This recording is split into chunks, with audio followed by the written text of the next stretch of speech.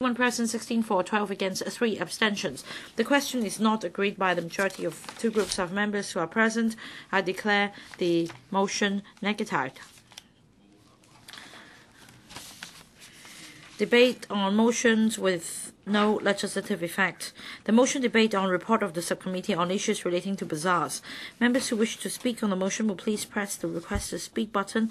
I call upon Dr. K.K. Kwok to speak and move the motion. Dr. K.K. Kwok. Mr. President, would members please observe the order? In the capacity of Chairman of the Subcommittee on Issues Relating to Bazaars, I'd like to report on the work of the subcommittee. The subcommittee is formed under the House Committee to study issues relating to bazaars. That is one of the policy issues, to give recommendations on matters relating to bazaars. Between December 2016 and December 2017, the subcommittee altogether held 15 meetings to meet with the relevant policy bureaus and departments, including the Food and Health Bureau, Food and Environmental Hygiene Department, Home Affairs Department, Housing Department, Lands Department, Fire Services Department, and Tourism Commission, to discuss in depth a number of issues, and also at 8 of the subcommittee's meetings seek views from deputation scholars and experts. I'm going to summarize the key deliberations and recommendations of the subcommittee on a number of key areas. In relation to the social role and economic benefit of bazaars, the subcommittee is of the view that it is multifaceted, including promotion of local economy and provision of jobs for grassroots and ethnic minorities to make a living, and to provide an opportunity for young people to cultivate their innovative work, and also to enhance the role of Hong Kong and to promote local tourism. The subcommittee suggests that the administration should conduct a study on the economic benefits stemming from bazaars, and also provide support on bazaars set up by ethnic minorities. In terms of the bazaar policy of the government, the subcommittee is of the view that the government's relevant department at the moment adopts a bottom-up approach and provides assistance to district organizations and groups proposing to set up bazaars, but this is too passive and not conducive to bazaar development. Some members expressed disappointment in the policy address published in October 2017 by the Chief Executive, where there was no mentioning of bazaars. It is suggested that an advisory committee be set up by the administration for participation by stakeholders on formulating policies in supporting the development of bazaars, and there should also be pilot locations identified for bazaars to be set up of various forms by organizations, so that we have multiple bazaars in a district. In relation to the application procedures, the subcommittee is of the view that it lacks transparency and it is complex, and it also takes a long time to process the application, in particular striving for support by district organizations and district councils. The subcommittee suggests that the administration should streamline application procedures and the vetting mechanism, and there should also be a clear and consistent advisory procedure. There should be a dedicated office to help coordinate among departments, so that a one-stop platform can be provided to applicants for liaison. A seed fund should be set up by the administration to provide financial support to NGOs proposing to organize bazaars. In order to assist organizers in understanding the application procedures and details, the administration should formulate guidelines to set out clearly the application procedures, all the departments involved and their roles, and the criteria for approving applications. There should also be a list of public officers responsible. Dr. K.K. Kwok, please remove any mobile device near you.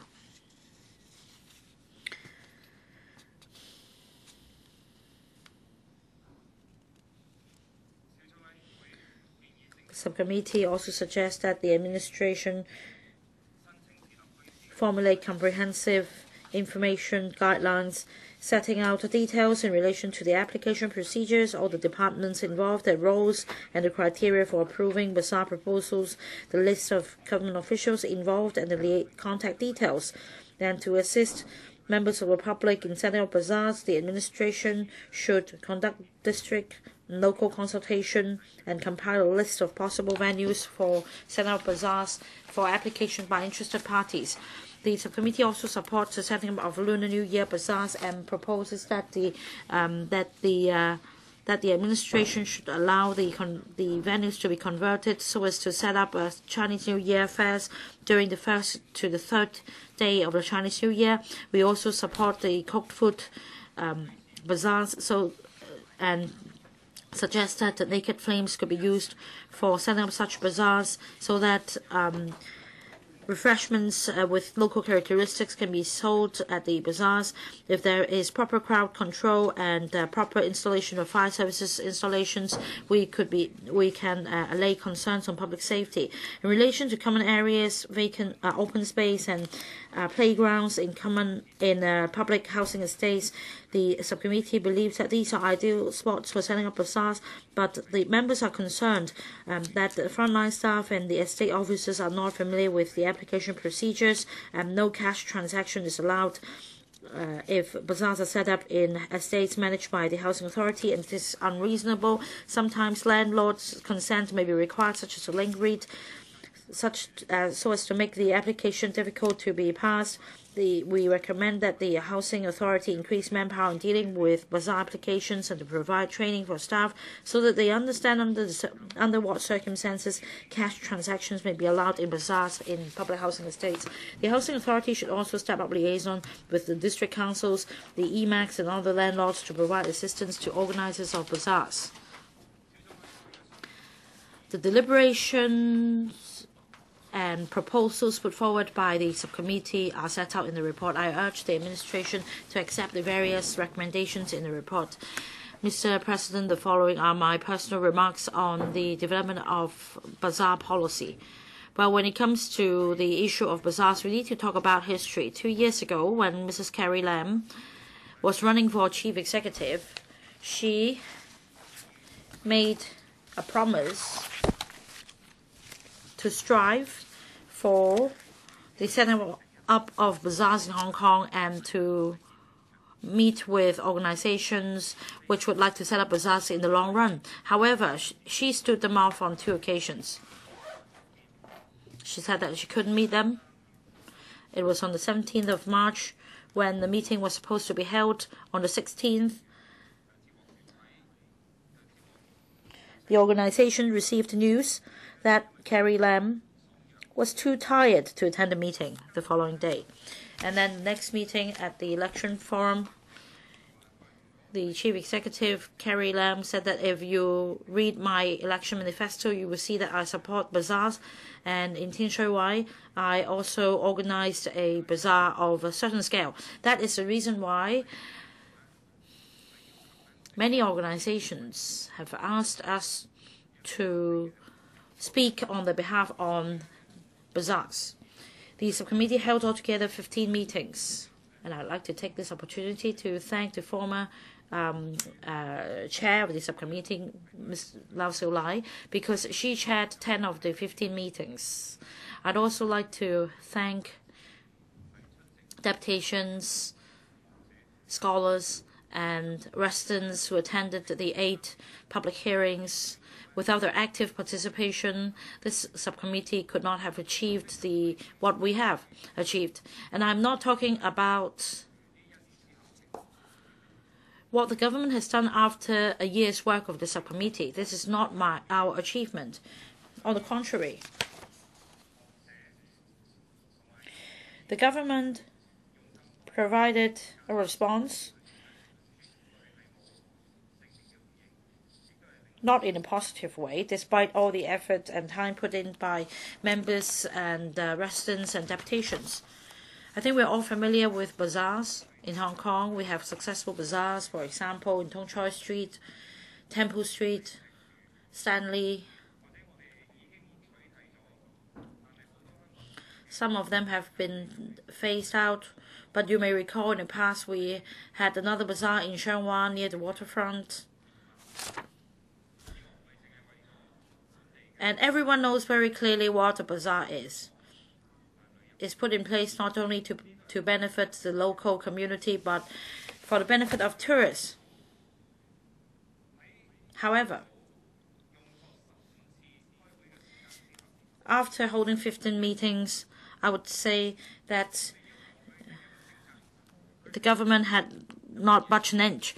We tried to ask the government to set up a policy. The government gave no response, and we asked for a commissioner be appointed, and the government did not respond at all. And in fact, only the Undersecretary for Food and Health is here in attendance. Sylvia Chan, the secretary, has not come. What about other policy bureaus involved and the bureau chiefs? Financial secretary and other secretaries, they are all absent.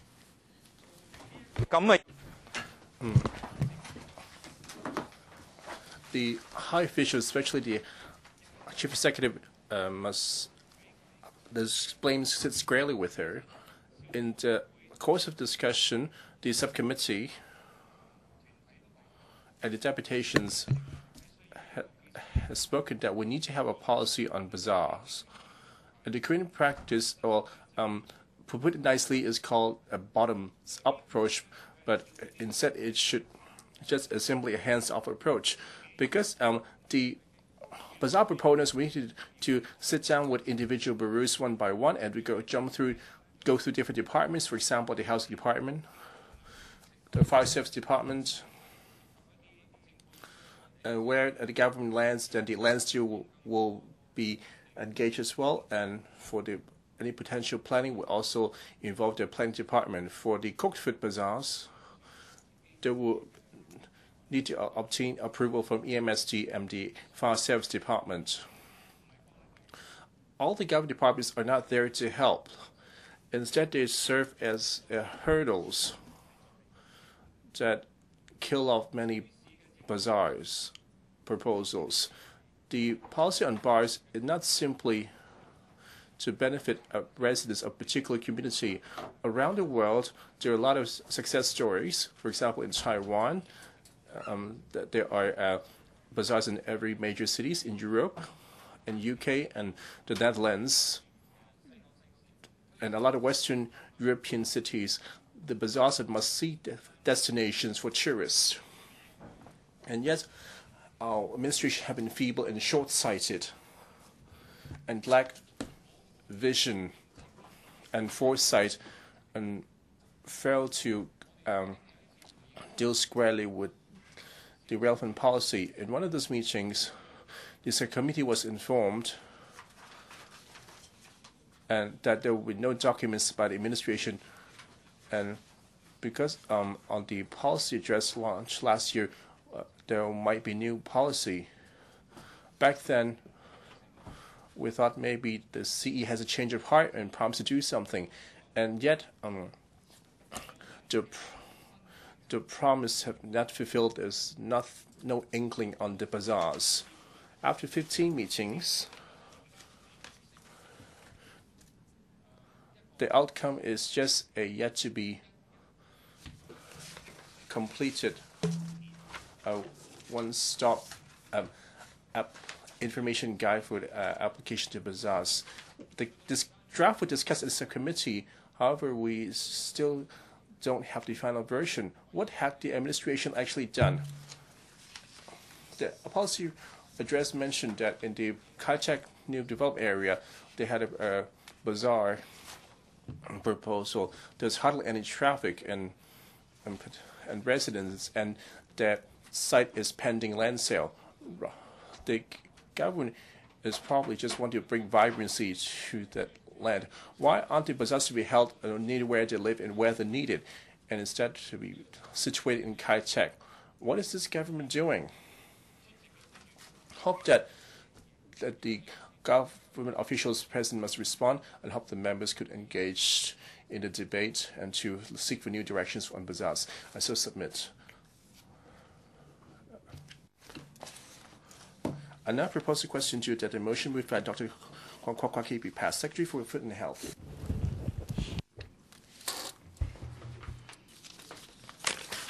Mr. President, members, First of all, I would like to thank Dr. Kiki Kwok for the motion, and I'm grateful to the members of the subcommittee on issues relating to bazaars, because for a year or so there was a lot of discussion between the subcommittee and the administration on the development of bazaars. And we have got many valuable comments from the subcommittee.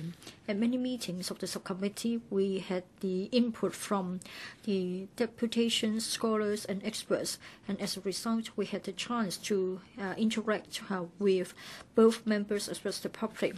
I would like to make a response to the main points of the report of the subcommittee. First of all, we have a positive attitude towards the bottom-up approach concerning bazaars. If the relevant organization can identify a suitable venue, in other words, the venue owner has no objection in principle in relation to the setting up of a bazaar on his site, and if he has secured the support of the community, the local community, as well as the district council, and provided that the proposal would not affect public order and safety, food safety, and environmental hygiene, and it won't block the public access, then we'll be happy to take up the matter with the relevant bureaus and departments and play the role of a sort of a liaison department. Our understanding is that in recent years there have been successful stories of the hosting of bazaars in different areas, and with the support of the district councils. They have different purposes and different formats. It itself is a neutral platform, and it involves the sale of goods, but then usually they are non-permanent and non-recurrent and of a short duration. Every district has its own context, its own degree of development, and the cultural characteristics and the planning parameters are different. So the nature as well as the positioning of bazaars could be very different. Some are for community festive celebration, others for promoting creativity, some others for community economy, tourism, job creation, and helping the poor. So we have carnivals, agricultural shows, as well as art and craft bazaars. Some would need the vetting by the Food and Environmental Hygiene Department, and we'll try our best to tie in with the efforts. The subcommittee has suggested that perhaps we should find suitable venues in different districts so as to set up bazaars in different formats. But then they are non-recurrent and they last for a shorter period of time, and usually the venues being used are not sort of permanent. For venues under the jurisdiction of the government, say for example playgrounds or sports grounds, usually they have already got a long-term designated purpose for the and we serve the public as well as the relevant stakeholders. If we have a regular bazaar at such government venues, we have to check whether it goes against the original designated purpose and whether it will impact upon the service given to the public as well as the relevant stakeholders. I believe the proponents of the bazaars would consult the views of the district councils. The subcommittee spent a lot of time on. Sorry, Secretary, would you have your mobile phone nearby?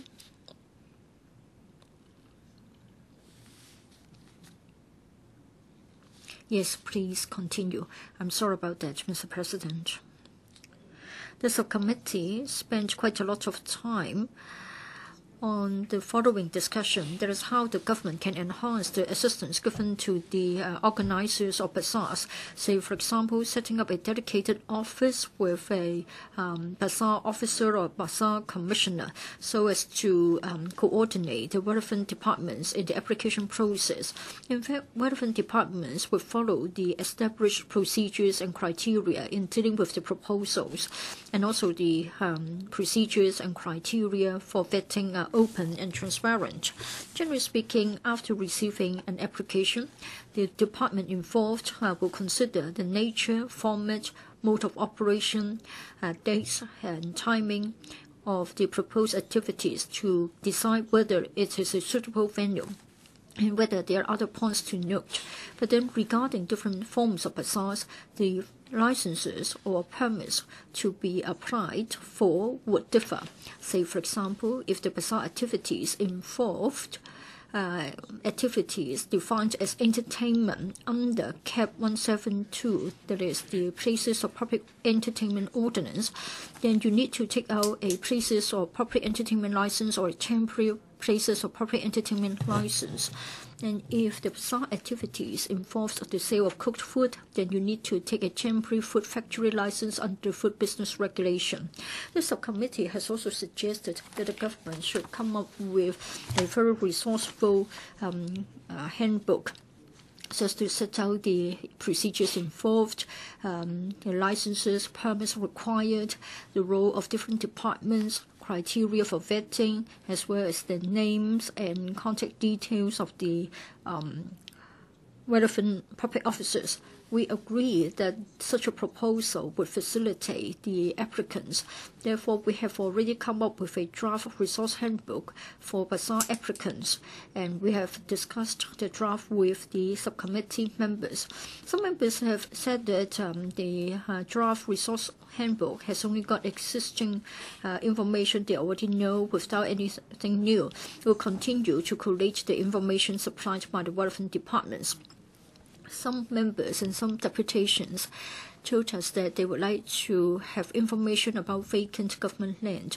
We have provided the latest list of vacant land for greening or community uses supplied by the Lands Department. According to the LD, regarding unleased land or unallocated land that is available, or if we have got available land for which the long-term use has yet to be decided, then the Lands Department will try to use it for a temporary purpose, say, for example, a short-term tenancy by invitation of tenders or with the support of the Policy Bureau. By way of a short-term tenancy, it will be leased to non-government organizations in a direct manner for a temporary purpose, or it can be allocated to bureaus or departments to set up a bazaar with different sorts of natures and positionings. We believe that proponent or the applicants should take into account the context of the districts, the development, the cultural characteristics, as well as the planning parameters, and then try to locate a suitable venue. And then the departments will vet the applications accordingly. There was a suggestion from the subcommittee that there should be a Lunar New Year fair in each of the 5 geographical constituencies, and we can also make use of the pedestrians' presence so as to set up cooked food bazaars during the Lunar New Year period. We have a positive view concerning such a proposal.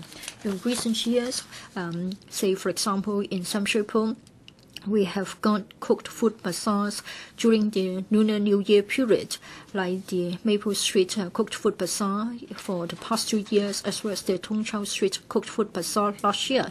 They were very popular with the visitors, and our understanding is that the local people also had a positive impression. And then in February last year, during the Chinese Lantern period, Tongzheng also hosted a Lantern Festival Bazaar. I understand that applicants or the organizers would like to be given relaxation about the use of fuel for reheating cooked food. Well, in fact, there was a case of using naked flame. I've given a short reply, and I would like to make supplementary remarks later on. Ms. Claudia Mo. The response by the administration is so simple. We had the subcommittee on bazaars in LegCo, and we find the whole proceedings are very, very bewildering and very complicated. And the government has been fobbing us off. There are so many departments that have come forward. They said FHD, LCSD, FSD, police, HD, highways. There are a minimum of 10 departments involved, not to mention the district councils. You make it sound as if it is a bottom-up approach. If I make the application, it would take anything up to 6 months and still get nowhere. So why don't you offer us a one-stop platform? And they are really prevaricating, and they are so reluctant to take on board this suggestion. Can you create a commissioner for bazaars? It would be their response. That would be like their usual response, and they would just say they'll have a look at this, and they are coming up with this non-answer. It is a waste of time. We put in the effort, we're getting nowhere. The only thing that we can achieve is the slight relaxation regarding the naked flames for cooking. Now you have the deep-fried dumplings and so on. If there is no naked flame, it would be hard for them to prepare the food to the level that is satisfactory. So, is it true that the subcommittee has done a futile job? I said I am perplexed, not because I don't see the need for this subcommittee. We have hawkers who are full-time or part-time. They are very concerned about this. We also have volunteers, voluntary groups who are just as concerned. But the government has been dragging its feet all along. I'd like to mention in passing that the Mongkok market has been lying vacant for 8 years. Last week, the Lau Siu Lai's group published a report. There is a floor space of 13,000 square meters or square feet. It's been lying vacant for 8 years. The government doesn't open these up for bazaars to be held. Maybe the Undersecretary may not be totally familiar with this. About 2 months ago, Sophia Chan, the Secretary for Food and Health, said that there are 3 locations that have been identified for the local health centers. One of them is the Mongkok market, but there is no timetable for it.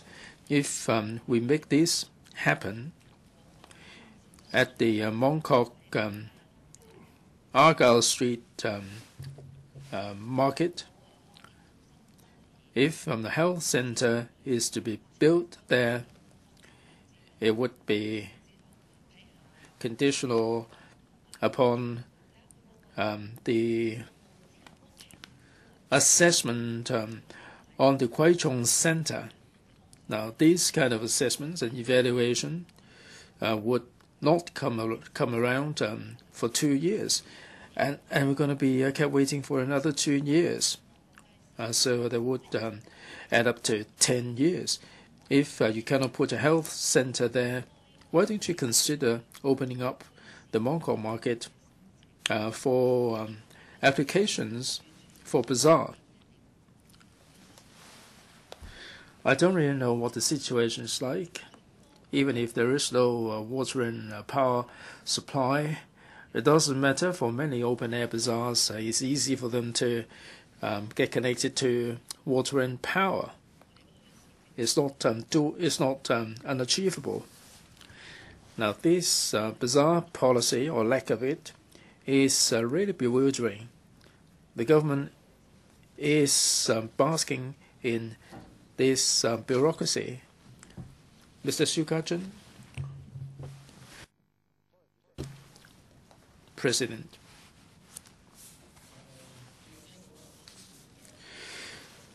Undersecretary Choi gave us a response a moment ago. I'm wondering whether he is existing in another plane. In his world, things are really exciting, but in our plane of existence, we find it wholly frustrating. I don't think Dr. Kwok Kai-ki would mind me showing my gratitude to Mr. Lau Siu-lai. Since December 9th, 2016, Ms. Lau Siu-lai chaired all the meetings at the subcommittee. There were 10 meetings held. She managed to ask the Lands Department to come up with a list of vacant land totaling 155 pages. The government does have land available, but it's not put to good use. Some of them is suitable for bazaars to be held there. The government has been saying that bazaars held at housing estate would be in breach of the land lease. The Lands Department published the resource handbook for bazaar applications, and there is some application form made available for the organizations to apply for bazaars to be held in housing estates. The government doesn't have any bazaar policy. In the 10 meetings chaired by Ms. Lau Siu-lai, the members and NGOs urged Dr. Koh Wing-man to attend the meeting to listen to public views. We all know that only the Secretary would be in a position to coordinate the matter, and we can change or reform this silo mentality on the part of different departments. When the subcommittee has completed all the work, the department immediately had Under Secretary Professor Sophia Chen and also Ms. Mo Fung Han. Professor Sophia Chen is SFH now, but she is not attending the meeting. She's sending the Undersecretary here. I find this wholly disappointing. This says a lot about the attitude on the part of the administration regarding bazaar policy. Bazaars are handled by different departments. Now, for the Dongchong Futong estate, they're applying for a bazaar to be held. They started an opinion survey 3 years ago, and there is the hegemony of the Link retail outlets. There is so much vacant land. They have the Yattong and Futong estates. They would like to organize a bazaar there. These two estates fall within the purview of the housing department, and bazaars carry some recreational elements, so it is also under the LCSD. There is part of the land that falls within the Link.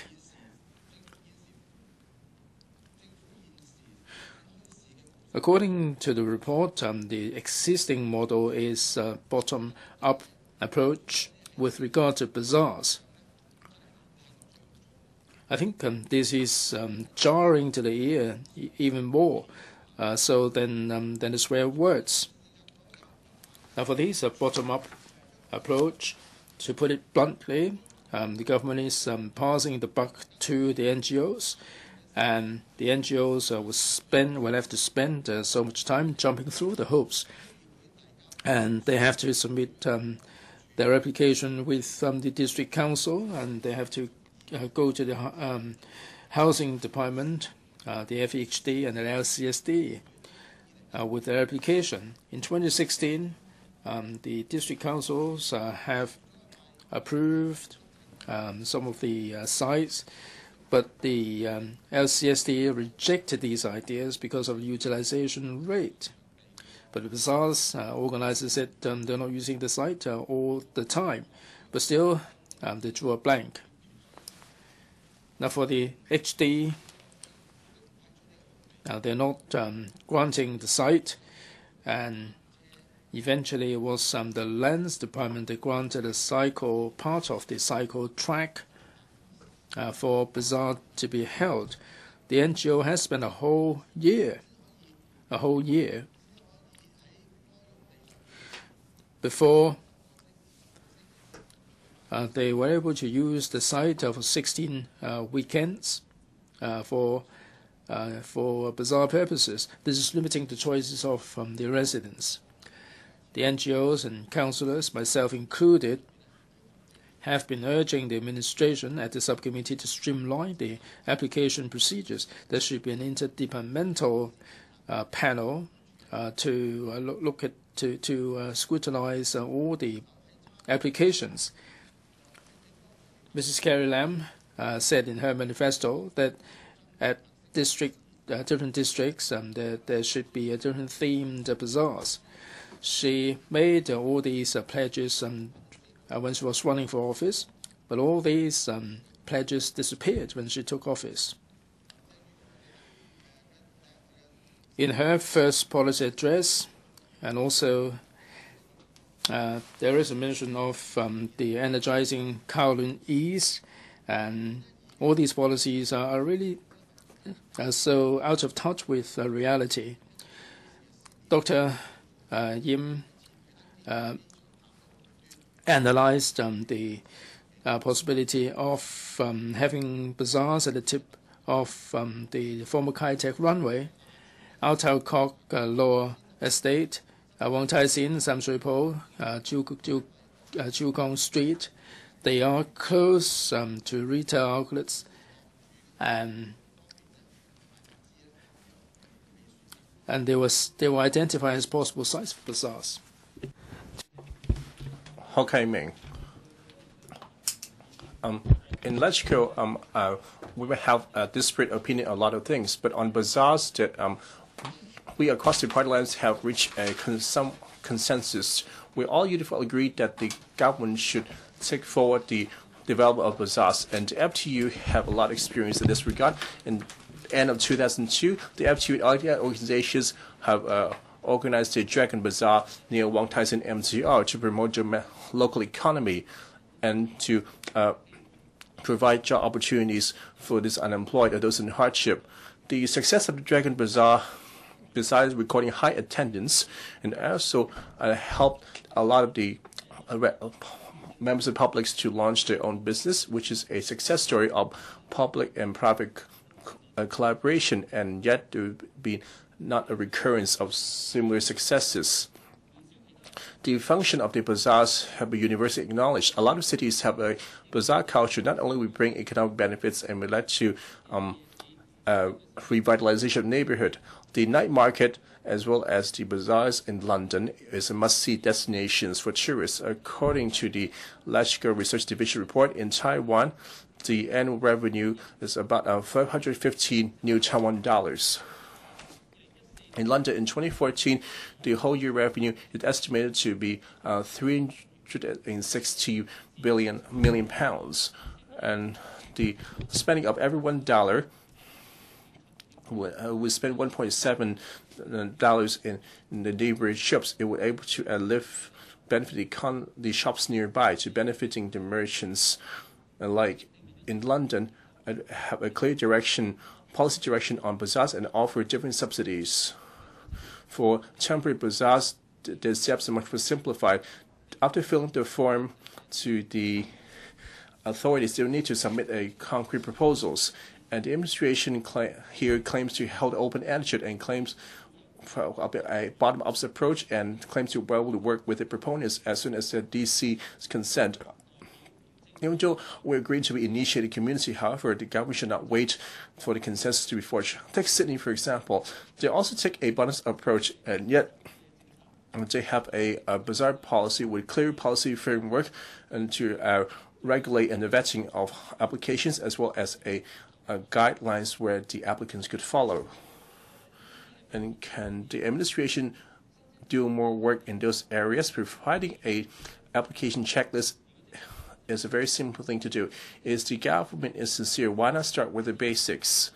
Even for a bottoms-up approach, the government could have its role to play. For example, playing the role of coordination and rationalization in helping to forge a consensus between different stakeholders. And government can also actively in providing the favorable conditions and provide policy support. And creating favorable conditions, that is, provide the land and the space for the stall owners. A lot of land in Hong Kong can be utilized. For example, the spaces on the flyovers. And on the Kwun Tong flyovers, we had organized a bazaar that had a positive reception. The government needs to formulate a clear bazaar policy. For example, it issued Hong Kong licenses and issue new bazaar licenses, and they set a dedicated office to coordinate the application. The FTU have been supportive of the development of bazaars. I believe that that's the way to promote a diversified economy and employment opportunities. And Hong Kong's economy have been criticized as being too singular. We need to have a diversified economy to create different types of jobs so that those with different talent have enjoy employment opportunities and to start up their own business. And bazaars of different formats have been blossoming. That shows that there's a demonstrated need in the public, and yet there's no policy and the land to support it. There are a lot of public space in Hong Kong that could be properly utilized, and yet seems to fall into the ambit of Development Bureau. We stress repeatedly that the bazaar policy is a cross-bureau method involving FHB, CEDB, Development Bureau. To enhance cooperation between the bureaus, there needs to be led by a much higher group of officials to submit. Mr. Yu Shi-wing.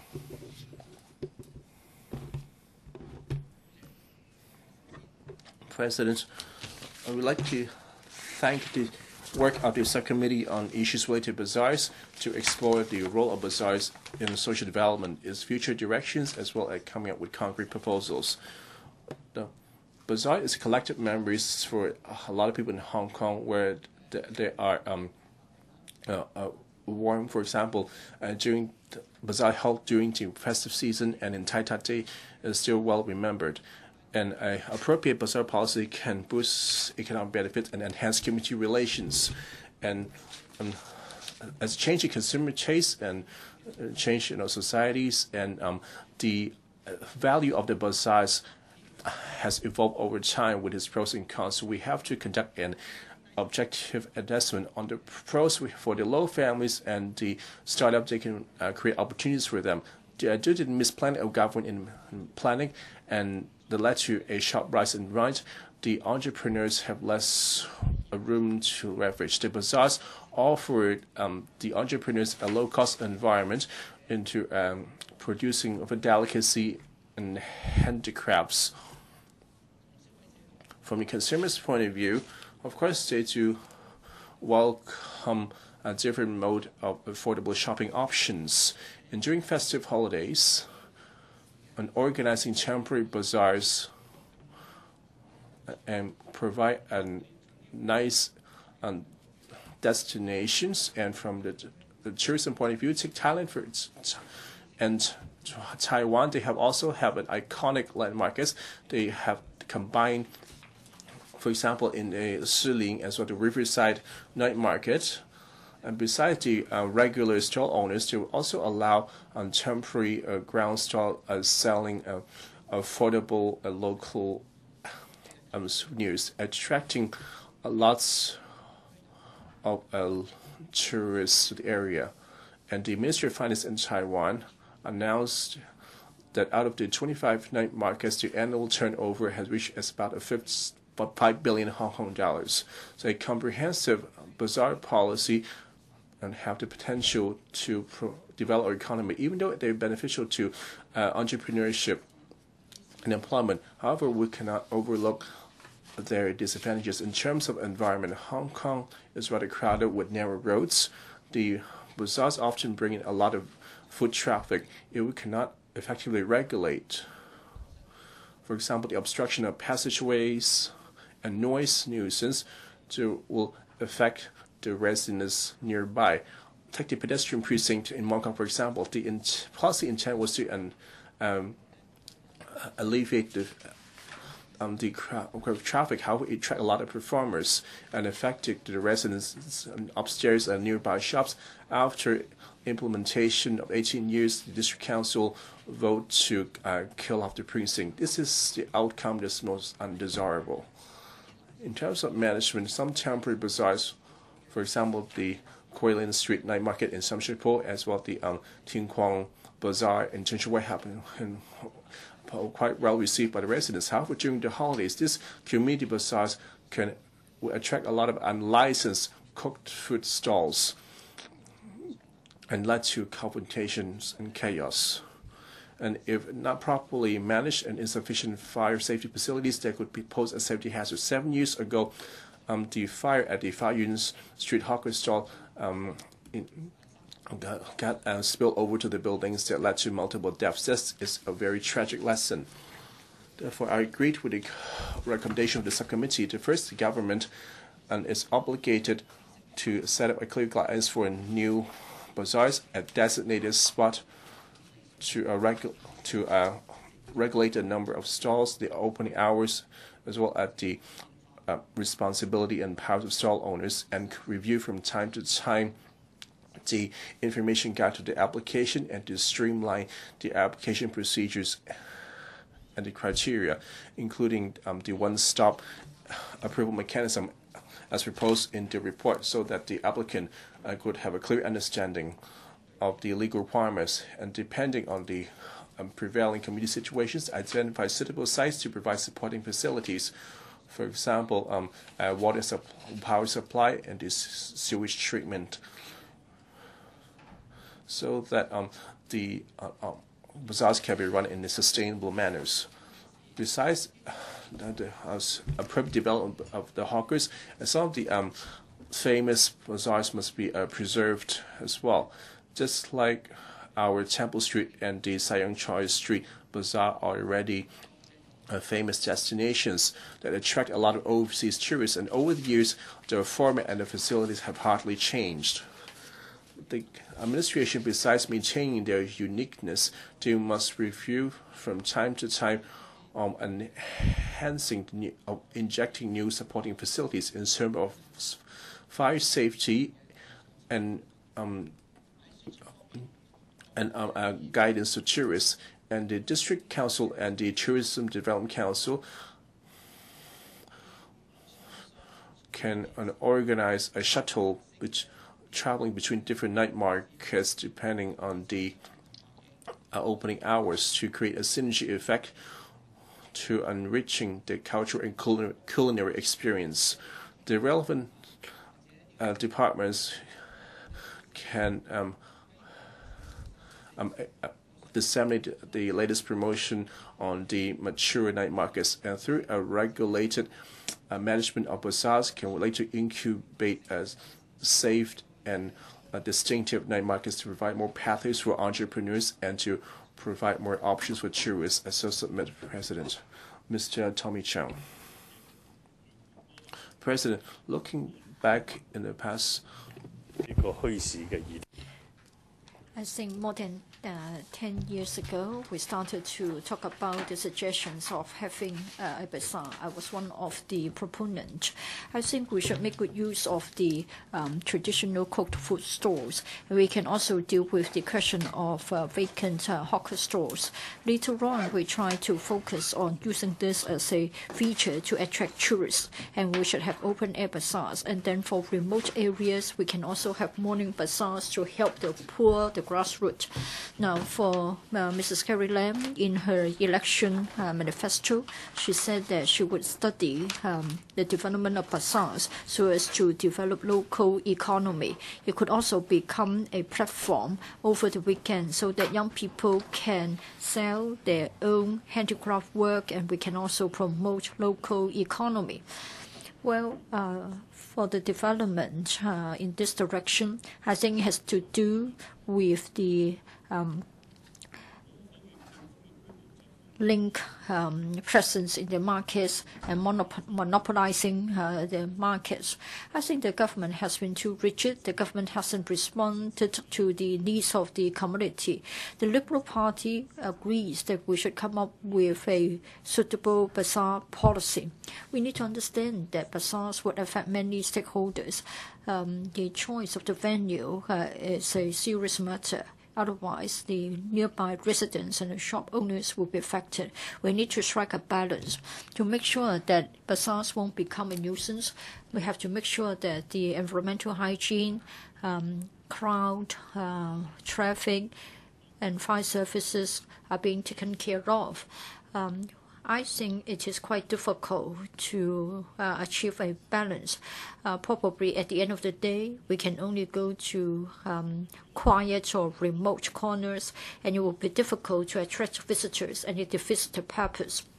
Maybe we should make good use of new technology so that we have green elements, we have environmentally friendly elements so that the fumes would not be causing an odor nuisance to the nearby residents.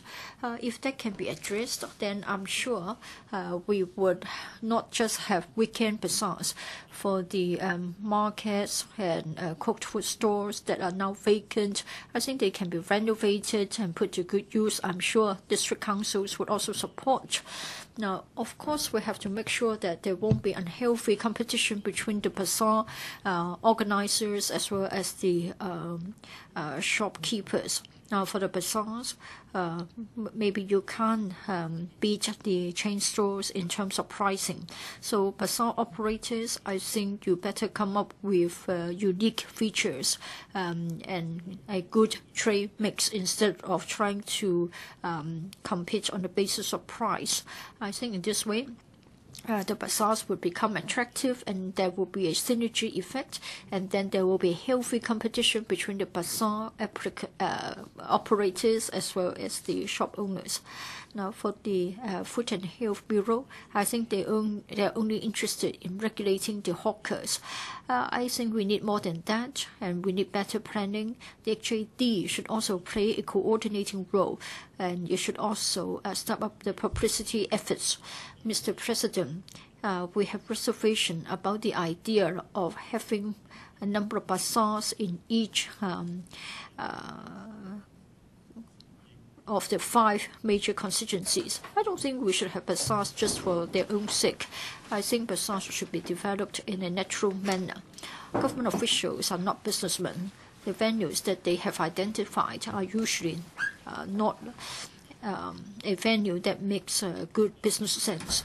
Well, I think if you deregulate, then it will be easier for the grassroots vendors to develop their own bazaars. But then Hong Kong is a small place. We shouldn't be going overboard to promote bazaars. We should make good use of our land resources. Perhaps we should identify land where we can have more retail floor area, like building markets. I think that's a more preferable idea. Therefore, the Liberal Party favors the idea of a weekend bazaar. In this way, we can more easily address the question of having a balance, and we can also meet the needs of the public. And then for weekend bazaars, startups and also people who are good at making handicraft can also make use of such platforms. As to whether naked flame cooking should be allowed, well, we don't have a strong view, but we have to make sure that the fire services requirements are met. Well, in fact, currently, portable cartridge form fuel or stoves are allowed. I think the application procedures should be streamlined, but it doesn't mean that we should be too lax about the regulatory control, jeopardizing public health and public safety. Thank you. I support the idea. Mr. Andrew Wen. Thank you, Mr. President. For the report submitted by the subcommittee on bazaars, I would like to say that, first of all, I would like to thank the chair of the subcommittee, Dr. K.K. Kwok.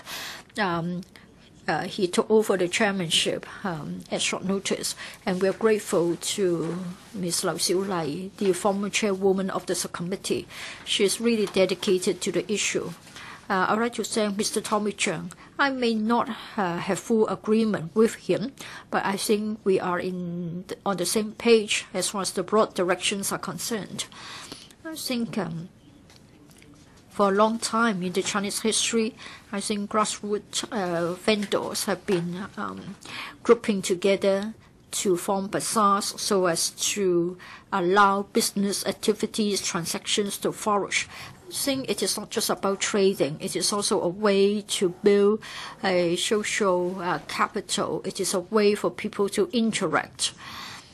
So I believe that for those of you who are more experienced, who have spent more time here, you would sort of recall that in the 50s and 60s, we used to have a lot more bazaars. And at that time, the control was not as stringent as today's.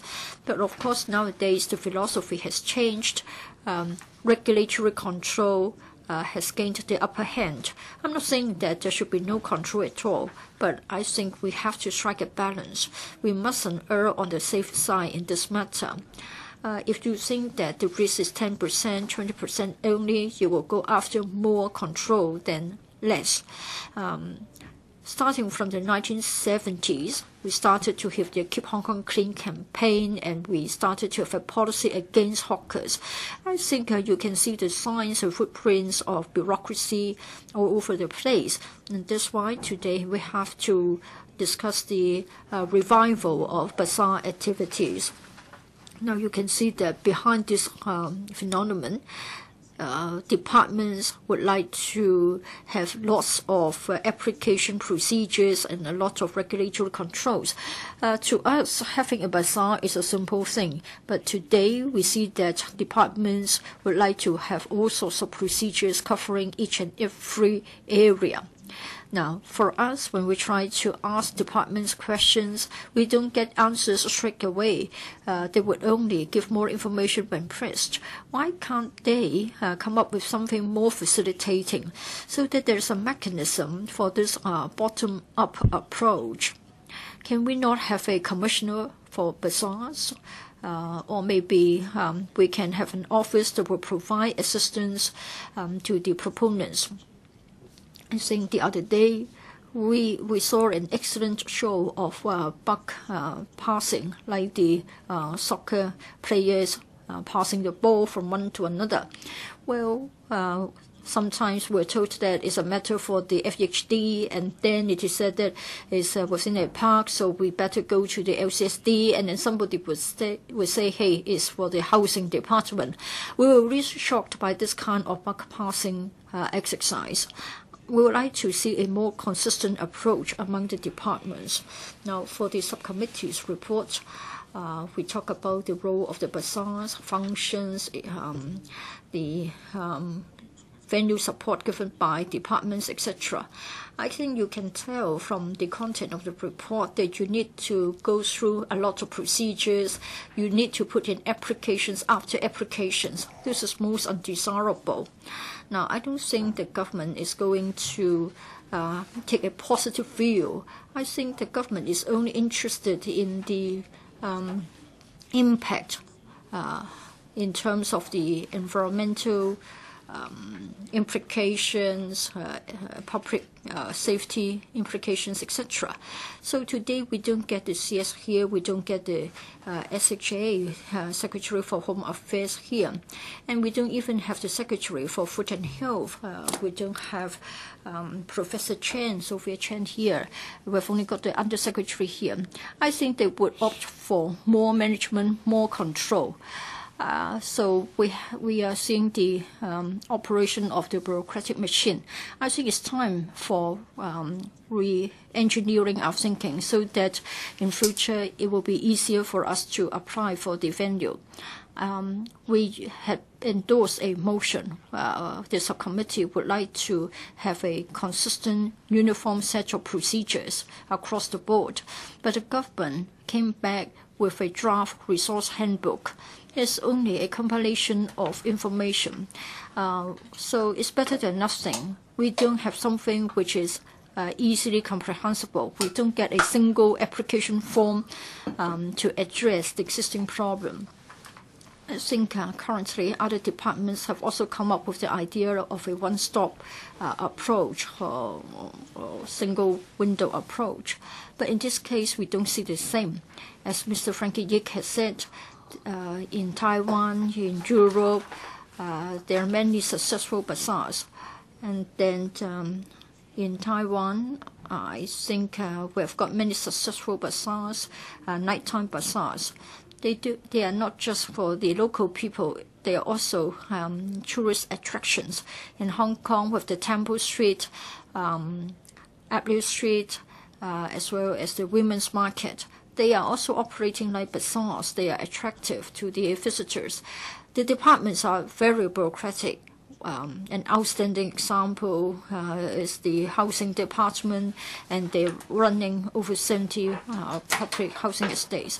I hope that with this report being published, departments will seek some improvement so that at least there can be some more breathing space for the local people, and we have a bazaar to go to visit and to do our shopping, and then we can sort of put up a fight against the link, and we can attract overseas visitors. Thank you. Mr. Vincent Cheng, President. First of all, I'm grateful to the Subcommittee on Bazaars for submitting the report. I am myself very concerned about bazaars, and I read the whole report of the subcommittee, and I am in support of most of the recommendations made.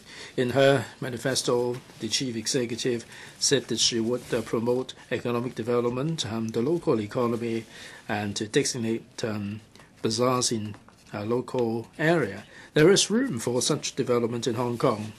President, over the past 3 years, I've been co-organizing some of the bazaars, and in Sam Shui Po, you probably are aware that there is the Lunar New Year Bazaar with very good participation. At Maple Street and Tung Chau Street, we have the bazaars there with a lot of participation. We have well over 10,000 people taking part. It goes down very well among the public. This Maple Street Cook Food Bazaar has been a success. My feeling is that we can provide additional choices for the members of the public, different cuisines. Let's take Maple Street, for instance. Each year we like to make improvement. This year we have included the food truck element. There are some established brand names that have been invited. We've also included the young people entrepreneurship. We have introduced naked flame cooking. This year we're going to be expanding this to cover areas in Kowloon West. In the past term of administration, I think we have to be fair. The FHB has been promoting this bottom-up approach for bazaars with a lot of participation. And the policy is that the NGOs identify the location with the support of the local communities and the district councils, and the government will be relaxing the restrictions. FHD, FSD, HAD, the police, and also the FHB have given their support, and the participation has been very good. In Sam Shui Po, we got the support from the administration, and bazaars were held successfully. You may call this a pilot, you may call this a trial run. At least we have experimented with the scheme. I think it is time for us to conduct a review after some years of experience. There are a number of things that should be taken into account. First, we have to have a sustainable bazaar policy. Second, there has to be a mechanism and a set of guidelines for the application for bazaars. Third, financial assistance. According to the subcommittee, the government should develop a whole set of bazaar policy and formulate support policies. I concur with this. Whether we are talking about bottom-up or top-down, we can have the two running in parallel. President, we do have a wide variety of bazaars. Some are in the form of open markets. The Ladies' Market, Temple Street, Sam Shui Po. There are so many on-street stores In Taiwan, you may say that they have bazaars that are very much tourist attractions. We have to bear in mind that we cannot sell ourselves short. Our bazaars are very, very successful. Temple Street, the Ladies Market, they do have Hong Kong identity, and this is there is a role for them to promote local economy. As regards short-term bazaars over the weekend, during festive days, we do have a lot of experience. At the Central Pier, we have bazaars for organic produce. In Sam Shui Po, we have the bazaars for handicraft, bazaars for second-hand books and second-hand items, and they're flourishing all over the place. I think the key thing is not to affect the residents and the retail outlets. The government should formulate a whole set of policies and guidelines and make them available to the district organizations. I noticed that in some cities, Sydney, for instance, they do have some short-term or temporary bazaars, and they have a whole set of guidelines.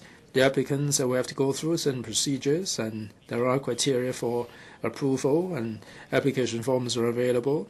Now, the NGOs have to submit a proposal themselves. How should they put together the proposal?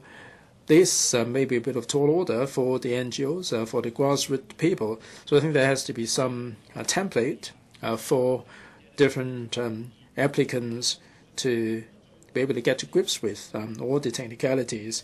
And there should also be a one-stop platform, like how to deal with the FHD, Housing Department, FSD, and so on. People may not be all that well up in the system.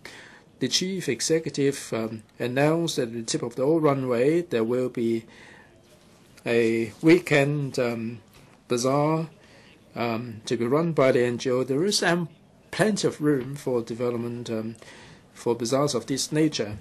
Summer vacation is around the corner. There are many vacant schools and sites that can become available for bazaars. President, to make a success of bazaars, we need to have the district council support. The location of the sites may be close to residential dwellings, and it may be getting away off the retail outlets. And we have to make sure that we're not doing anything at the expense of somebody else. I just hope that this bazaar policy can be formulated and taken forward, having regard to the views and input from the local community. Thank you very much. Dr. Fernando Cheung. Thanks very much. I'd like to thank Dr. Kwok Kai-kee for moving this motion as chairman of the Subcommittee on Bazaars. I support the report of the subcommittee of which I am a member. I'm also grateful to Dr. Lau Shelai for presiding over this subcommittee. Her commitment and her passion regarding bazaars did make a difference to our discussion. And she was pushing for bazaar policy to be formulated, and I'm sure that this would help a lot of grassroots people as well. As we said, many people might object to the idea of bazaars. Now, bazaars come about in an organic way. It is a kind of social activity that develops organically. We have fixed-pitch bazaars. We have bazaars that of a temporary nature that happen only over the weekend or festive seasons. I think the government ought to come up with a policy, a set of measures regarding the bazaars, and there should be support, formulated policy support as well as financial support. Our policy can be encapsulated in the following words: a bottom-up approach. And this was forced by the subcommittee. Now we forced this policy to happen, and the former SFH, Dr. Ho Wen-man, said that there should be a bottom-up approach. Basically, people are left abandoned to their own devices. If you want to run a bazaar, you need to identify the suitable location, and once you've identified the location, you have to find the owner, maybe LCSD, lands, and so on. And you also need the support of the local communities or the district councils. Does the district council have any mechanism for application? I don't think there is. And different district councils will have different approaches. What do you mean by support of the district council? One DC member or a motion, a subcommittee, or whatever? We don't know. If they're all in support, then you put in the application, and there are so many hoops to jump through, and you have to get the places of entertainment license, and you need the food factory license, you need a fresh provision shop license, a whole string of different licenses that you have to apply for. Now, if you manage to get all these licenses from different departments, then you have to get in touch with the police, the fire services department, the FSD. Will look at the fire extinguishers, the stoves, and you're not supposed to use a naked flame cooking. Now, after so much hassle, after you've got all the licenses and district council support, you will be able to get this off the ground. But how many people would have the resources to go through this laborious procedure? And basically, they are grassroots people, and they are doing small-time business. The whole process itself is so off-putting, and the NGOs must have the knowledge, the resources, and the financial wherewithal to be able to get this off the ground. Is this a way to promote the development of bazaars? Why is it that people have to be made to jump through so many hoops to run a bazaar? If you think that this is a positive thing,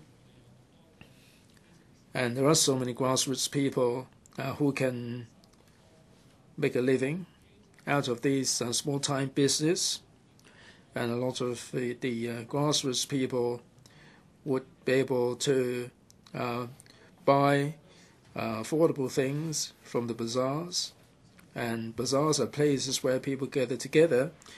Mr. Andrew Wan said that the government referred to the social capital, the pinching this sociology concept, and you're not offering any assistance to nurture this social capital. You're leaving them to their own devices. We ask you to provide a one-stop platform. Maybe you create a commissioner post for this purpose, so that people will be able to get everything done at one location. Like Dr. Kwok Kaki said, you have the guidelines, but they have not been finalized. We ask you for a list, and you just put together a list, and some are doable, some are not doable. Basically, you're saying that if you manage to get through all these procedures, you're welcome to do so. We have a vast piece of land in Central lying vacant, and you've outsourced the land to some companies to run the food and wine festival for profit making, and they're selling the tickets for hundreds and hundreds of dollars, and the well-off can attend these high-end bazaars, and there are no problems to do with hygiene. There are no problems with everything else. For the other bazaars, you're leaving them to their own devices. I think the only thing I can say is discrimination. Wu Chi-wai. First, I would like to thank the subcommittee on issues related to bazaar who have devoted so much time and effort in producing this report. We took note that the government have given a four-letter word to cover the response, bottom-up approach. And this report have shows that the bottom-up approach is actually the binding spell on bazaars. And for so much bottom-up that they basically, the proponents are left to their own devices. So for the high-class ones, and you can make a profit, then fine, and otherwise forget about the non-profit making one. That's not the logic behind the organization of bazaars. On many occasions, I remarked that what is the nature of bazaars? If we're just having a hawker control area, there will be different considerations. However, going through the whole report, this is not what we're talking about. That will help that at an appropriate time and place, that for those who would like to be interested to run their own business, there will be some room for them for the Taiwan and other overseas experiences. So at a certain time and place, a space will be provided to those who are interested in doing small trade. So the management of the venues will is rendered by the provider of the venue instead of assigning to different organization. So assigning the management to others demonstrate the bureaucratic mindset of not taking up responsibility. So the colleagues mentioned that the success of the Dragon Bazaar by the FTU. And for the two use, I know how much money they lost. The Chonghua Hospital, Tin Shaohui, was doing miserable trade. So you just simply designate a remote site and losing a huge amount of money. So for those who like to operate their own small business, do you think that there will be a traffic?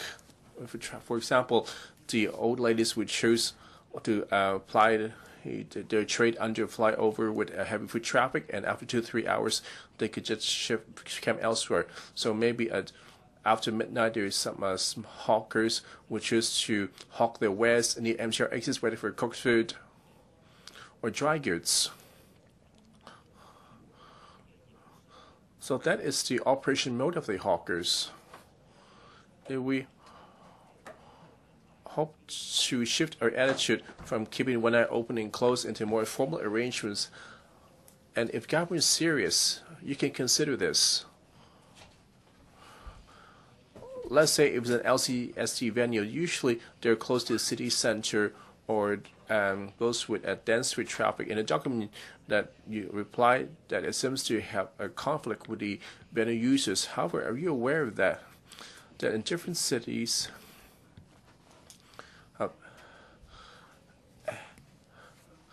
have the bazaar hours from 9 to 5. In this way, you can strike a balance that for those who like to do some recreation, there will be less demand for it. However, if we turn it into a bazaar, then the site will be optimally deployed. Or if you're worried that if you cooked food bazaars are rather complicated, however, would you consider just having a dry goods bazaar? That can be worked out. For the women's street, most of these stalls are dry goods. There isn't that much license to be obtained. It's just you need to provide them with this stall space. For the SR government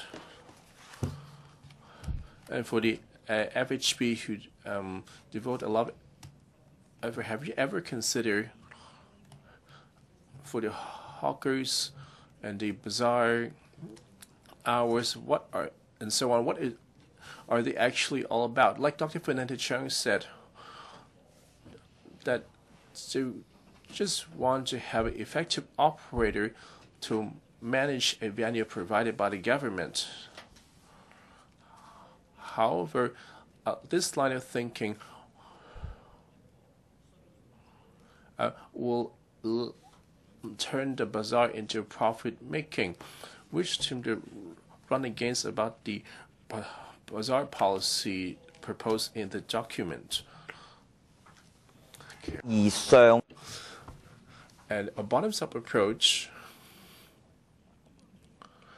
if we don't have a temporary measure, that will come to also conflict. For example, they will be competing against the more established shops in the neighborhood. If the government is serious about to recognize the values of bazaar to the local economy, so you must consider that in its development, what are the problems arisen from it and address them one by one, instead of just keep on claiming bottom up. On the other hand, is simply shirking responsibility and closing the doors on bazaar policy. I wish to remind the Secretary that bazaar comes in different shapes and forms, and your concern can be regulated through the periods. For example, LCSD with a heavy foot traffic or any other appropriate sites, and restricting them into the selling of dry goods. So that could be a starting for bazaar trials. A lot of the members mentioned that whether there will be a commissioner for bazaars, if the government wouldn't take responsibility, the application period is simply unfriendly. Mr. Wilson Orr. I wish to thank Dr. K.K. Kwok on the report on the subcommittee on issues related to bazaars. The DAB expressed support for the support. The bazaars and the hawkers have enjoyed a long history in Hong Kong, and the hawkers' stands are usually in accessible locations for that, where the public can buy affordable goods. The hawkers and bazaars are rich in local characteristics and part of a daily life and a collective memory. The Secretary for Food and Health on multiple occasions remarked that the bottoms-up approach by the government have an open mind. So this bottom-up approach, in other words, is simply, it's just none of my business. And the government claimed that it took a district-led approach, as long as don't violate the 3 no principles. The first, without disturbing public order and not affecting environmental hygiene, and thirdly, not obstructing public passageway. Then they would allow the organizations to identify suitable sites, then through the support at the community or the district council, to initiate the process. And frankly speaking, from identifying suitable sites into securing support to liaison with the bureaus, we found that very challenging. And in the past, with the collaboration of different district council, there are a few bazaars been held. For example, the CNY bazaar in Sam Shui Po, and the Kwai Ching district, as well as the Western districts, as well as the Kwun Tong District Council, as well as the Wong Tai Sin districts.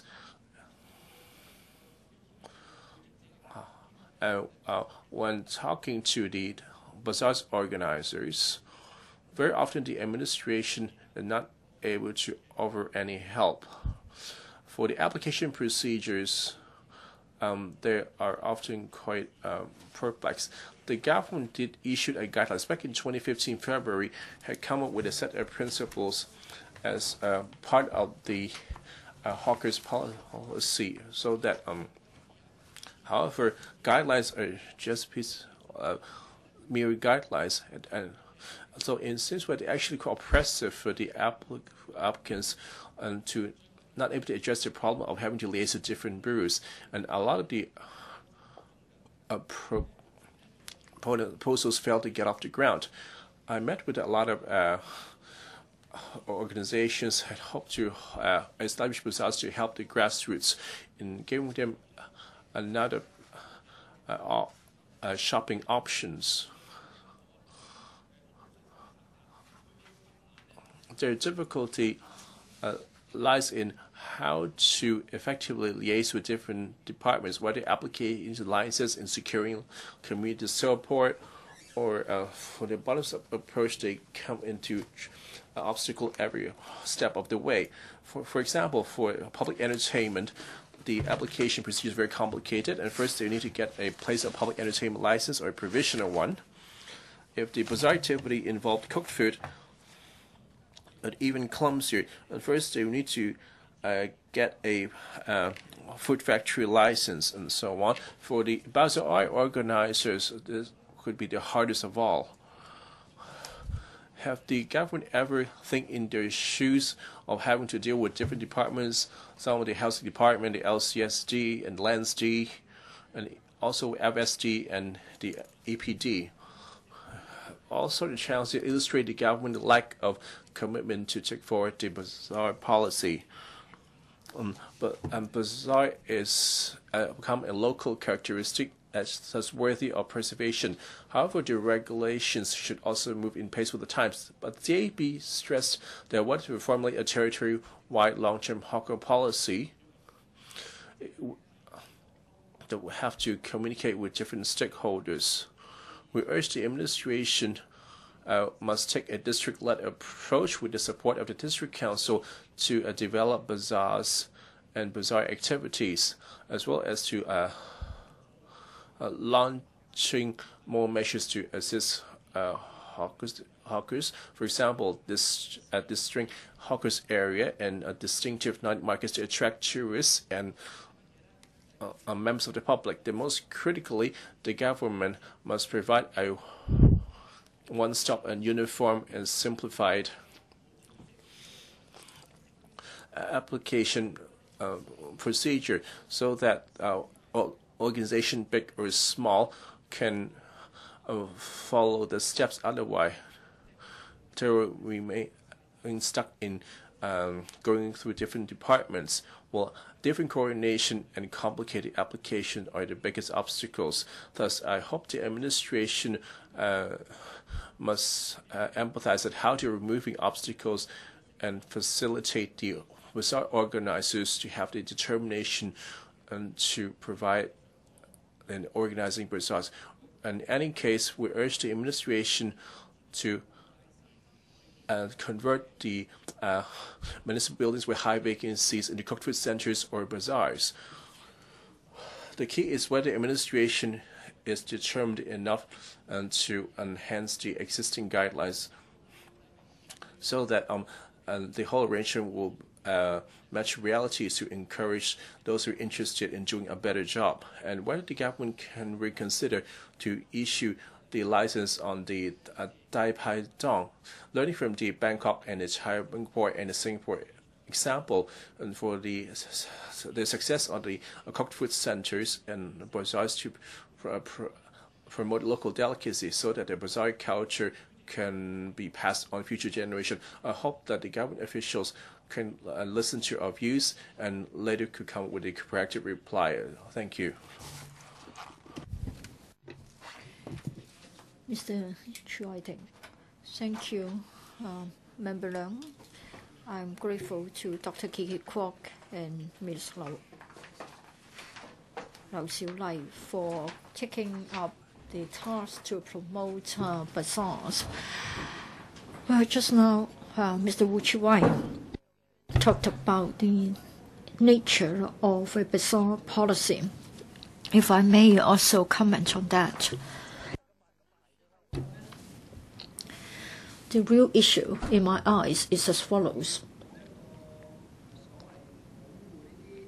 The government would like to protect the interests of the owners of private property, and therefore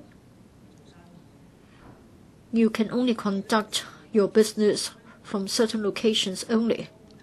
At the same time, public powers have been invoked. Say, for example, you empower a hawker control officer to arrest the hawkers, and you don't allow trading within public rental housing estates. As a result, those shop owners operating from shopping malls can monopolize the opportunities to do business. And that's the reality we're faced with. As a result, in accordance with the theories of capitalism, landlords would try to gain the maximum profit from their tenants, and they will act like the link as well as other property developers. And they, at the same time, harm the interests of the general public. One may want to do a small business, and yet he finds that he's being exploited. And for the consumers, again, they find that their shopping opportunities have been monopolized by the link. Now, the government is the largest landlord in Hong Kong. You are in control of the public housing estates. You are in control of the parks in Hong Kong. You're in control of all the properties in the street. Will the government return the land to the public, like making adjustments? May I use the term commonly used on the mainland? Will the government try to address the problem that we find in the capitalist society, because things have gone out of our control? I think the government should do some soul searching. The government should discharge its function of redistribution of income. Don't tell me that Hong Kong practices a free economy and we shouldn't interfere with private property rights. This is nonsense. The government has been doing this all the time, even from the days of the colonial era. Now, Carrie Lam also said that we need to build profit markets again. And what's the core value? We exercise rent control in the case of public markets. Let me not talk about public housing or subsidized housing in the form of home ownership scheme. Now, the government is making use of the public resources to address the problems in the capitalist society, which has the principle of the jungle. Now, it begs the question whether the government is willing to face up to the problem. That is, whether the government is willing to take the lead to make adjustments. I think the government is trying to dodge the issue by saying that it welcomes a bottom-up approach. What really happens is that you have got a bureaucratic maze, and then anybody who's interested to organize a bazaar so as to break up the monopoly of the property developers, then organizations, citizens would lose their way in the maze. Instead of having many more times of setting up a bazaar, you can only have it 5 times a year. By having as few as 5 times a year instead of 50 times, the interests of the link would not be harmed, and then it would be tolerated. Why can't the government be more forthcoming? For the bazaar policy, what we talk about is to make use of the land resources to redistribute the interests and the assets. It can only be top-down instead of bottom-up. You can't shift the responsibility to the district councils. I won't agree with Mr. Wilson Orr. It isn't a matter of heritage or collective memory. Rather, it is a real issue. It is about the rights of consumers and the right to run small businesses, the right not to be exploited and squeezed out by the property developers. It's a matter of asserting our own rights. Now, if the government continues to put up a fake argument and talk about a bottom-up approach and try to entrap us with this maze of bureaucracy, then I have to tell you that the government is indeed turning a blind eye to the grievance of the people. I'm afraid the fury will just accumulate. Just now we talked about the shoddy works of the Sha Tin Central Link. Now here the same is true. You condone the exploitation by the consortiums. You can pull wool over our eyes for 1 year, but not in the second year. And then in the third year, the public fury will escalate and it will explode. And then at that time, it is certainly a bottom-up approach. Don't at that time say that this is the mob and they're trying to create trouble. Now, it is high time for you to get back to your core business and help the public. Thank you. Mr. He Chi-fung, thank you. Mr. Leung, member. I would like to thank the subcommittee on issues relating to bazaars. I thank the members. I thank Ms. Lau Siu Lai and Dr. K.K. Kwok for chairing the subcommittee meetings. For the past 2 years, we have had a lot of interesting discussion. I'm a member of the subcommittee. Now, today, we will note the motion.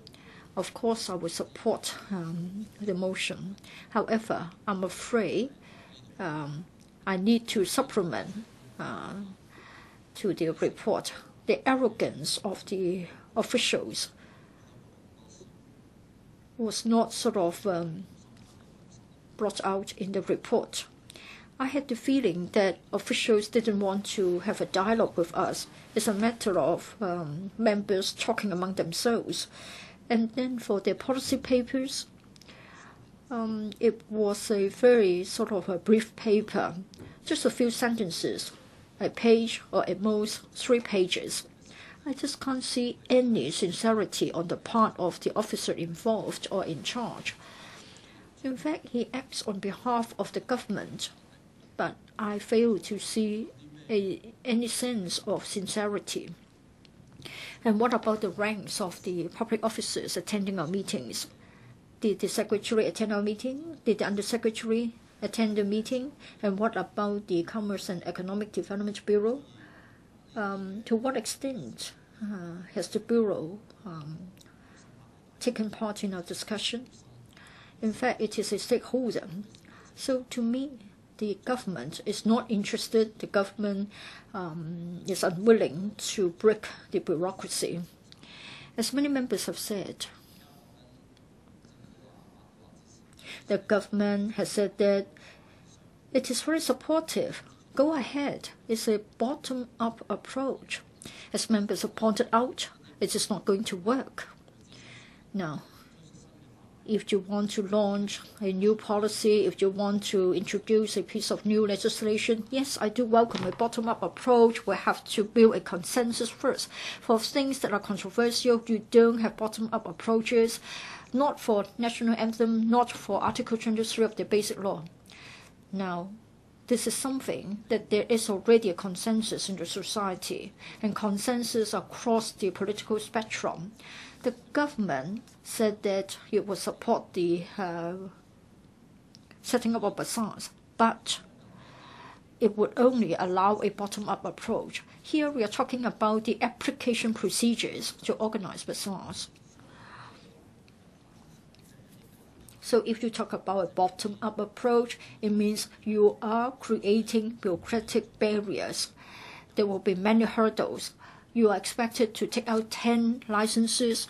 You have to submit 20 documents. You have to walk through 30 departments. Maybe I'm exaggerating. So you can see where the difficulty lies. Now, for this subcommittee, we try to examine the question, that is whether we have seen any improvement, any progress in the bazaar policy. I have a lot of expectations. For bazaars, I think it's a matter of promoting local economy. We are trying to help the grassroots to be self-reliant.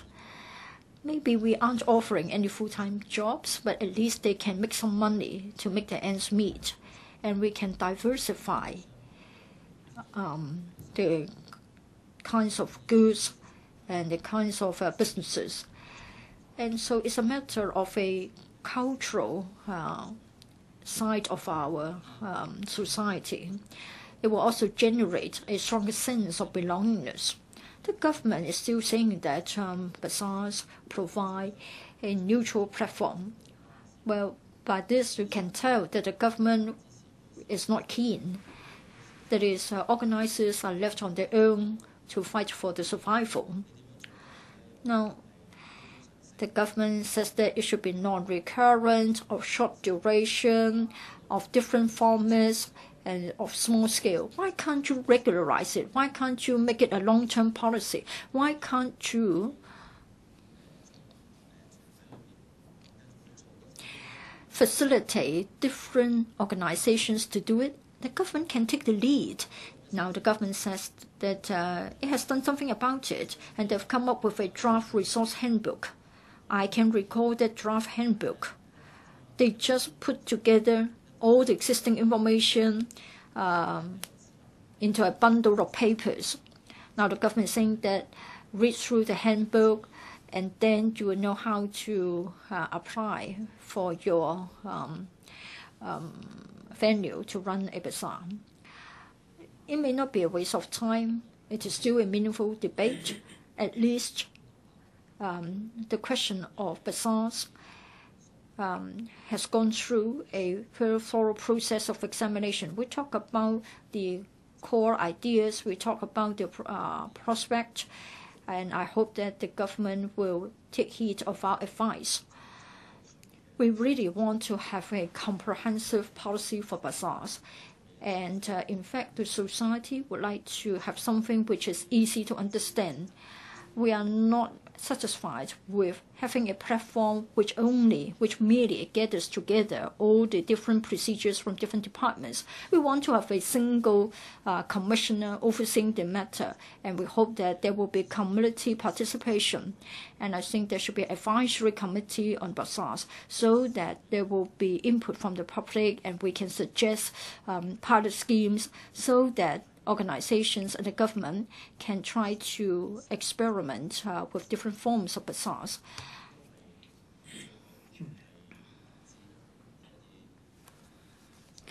And I hope that it will become something which is regular, and I hope that there will be several bazaars to be set up in each and every district or each and every constituency. So I spoke. Thank you. Dr. N. Zhang, President. I am a member of the Subcommittee on Bazaars. I feel that during the course of our discussion at the subcommittee, members raised so many comments. I think they are being apolitical, and they are looking at the issue from the economic point of view. And they are thinking of bazaars as a means to make Hong Kong more unique. I hope that the administration will have a look at this report put together by the Subcommittee on Bazaars. Bazaars came about in early days because the general public would like to have another means of survival. They may have a day job and at night time they would like to have a store, an open-air temporary store to sell their wares. Bazaars used to be a place where people hang around for bargains, and it is a very buzzing, thriving place where people have a lot of fun, and people sometimes call these as a poor man's nightclub. President, when I go overseas, it is my habit to visit some of the bazaars or the fleece market. They have the fleece market during the day or night market during the night. Over the weekend, they have the Sunday markets, and it is so vibrant, so much fun. And things are sold on the cheap, and you manage to find something that is to your liking. In Melbourne, Australia, by the waterfront, there is a bazaar. I think it just opens for a couple of hours on Saturday afternoon, and people are having a lot of fun. And you have the homemade food or daily necessities, and there are people singing and play with the guitar along the waterfront. I think it is about 3 kilometers long. It is a fun place to be, and so much to see. I can't help thinking, why can't we have the same thing in Hong Kong? We may have similar things in Tsim Sha Tsui now.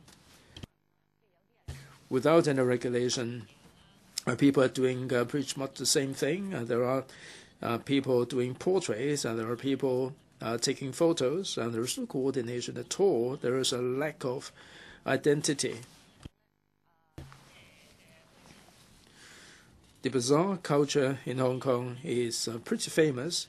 We have all these different streets, like the Ladies' Market, Temple Street, the Goldfish Street, Fabric Street, and the Bird Street. It is closed down very often these days, or the Fa Hui, the flower market.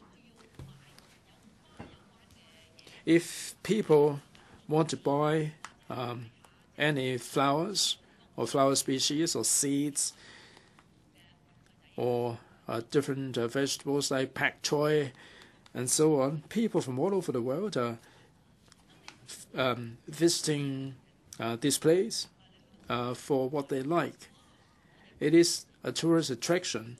Over the weekend, there are so many locals that are frequenting the place. The former chief executive said that he visited Fa Hui an awful lot. So bazaars are something that are popular with the general public. Tin Shui Wai, I'm sure Mr. Leung Chi Cheong will be talking about this. There was the Tin Kwang Hui. Over on the other side of the river bank, people are selling their produce, and the residents enjoy going to the bazaar there. And people are having too much fun. It's so vibrant, and people tend to talk pretty loudly, and they're causing noise disturbances to the neighboring dwellings. The pedestrian precinct in Mong Kok is, in a way, a kind of bazaar. There are people singing, there are people selling their wares. What are the problems? The problem lies with the fact that there is no control. People turn up their music, and the music's blaring out of the speakers, and people have to walk past covering their ears. They have to stick their fingers into their ears. That's because there is a lack of regulation. Sam Shui Po, for instance, during the Lunar New Year, there were some informal bazaars over the Lunar New Year. They have naked flame cooking, and there were problems, mainly because there was no regulation at all. Naked flame and deep fried food in a pot of oil, and children passing by are likely to be scolded. I think the development of bazaars can promote tourism and economic development, and this can also be a means of survival for the grassroots. I think the government should do something about it over the weekend, and they should do so at places where the retail outlets will not be adversely affected. At the waterfront, at parks, there can be bazaars set up. The government should also create a designated office to handle all the formalities. There can be a pilot scheme, and then have these extended to places all over the 18 districts. There will be water and power supply for the bazaars without affecting the members of the public. We have to promote this as a part of the local culture. Thank you. Mr. Leung Chi-Chung, President, thank you. We are debating this bazaar issue in the context of the subcommittee's report. I think this gives us a good opportunity for us to take stock of the existing policies and the problems there. I don't doubt that bazaars play a pretty important role here in Hong Kong. The bazaars with government involvement are not successful, unlike the existing one, the Tin Shui Bazaar since 2012. But this is not a buzzing place. We have about 1,000 or so people visiting over the weekend. Now, with such a small patronage, it cannot be regarded as a success. The problem is that the government positioned that as a kind of welfare bazaar. Those who are not needy will not be allowed in. As operator, you need to be recommended by social workers. You need to be financially worse off before you be allowed in as operators.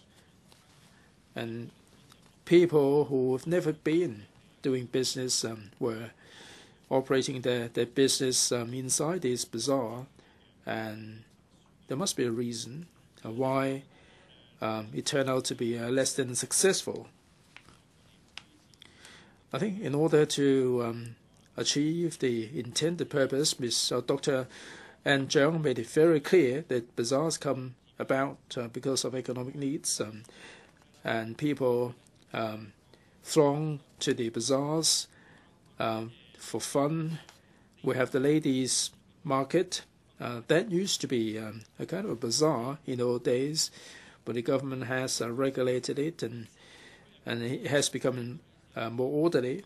For private bazaars, if you recall, in Shek Kong, I'm not sure whether you've been there, there is an organic bazaar, a bazaar which comes about organically. There are stores that line the street, and they're selling all kinds of wares, and a lot of tourists are going there. Kam Sheung Road, near the West Rail, this goes back a long time. This happens over the weekend with very, very good patronage.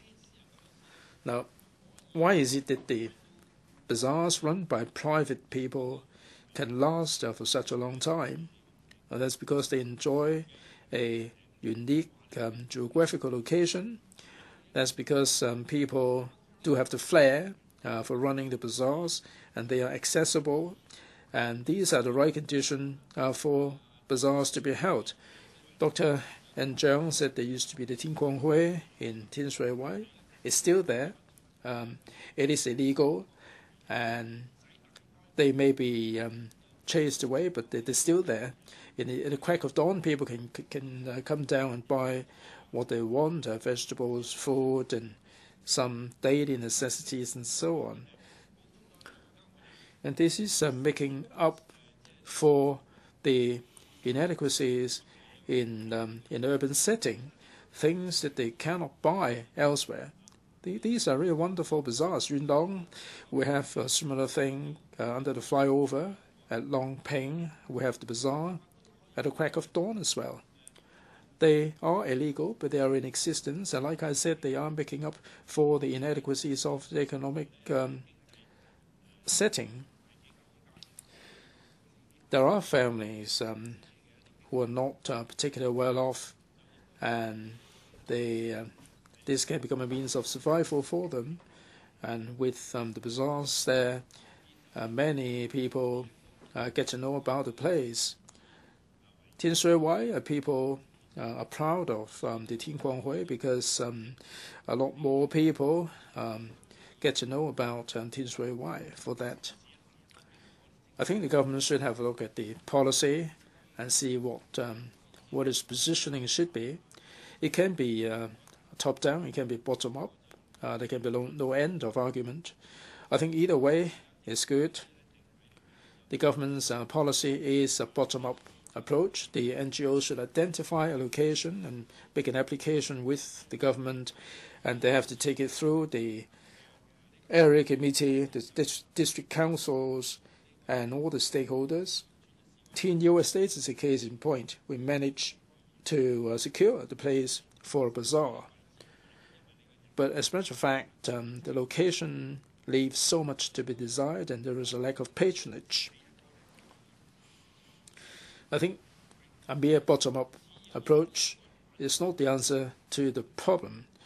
You would not be able to get it off the ground if there is one single objection. I think all over Hong Kong, where possible, the government should identify a suitable location for the grassroots organizations or the devoted organizations to create this local economy to make up for the inadequacies. The West Rail Bazaar is sustainable because it has all the right conditions. So the government should identify suitable locations all over Hong Kong for different organizations to run bazaars there, so that we can have the local economy which is sustainable. President, bazaars represent a very good form of local economy, and we have to make sure that it can survive. Thank you. Mr. Leung Yiu-chung.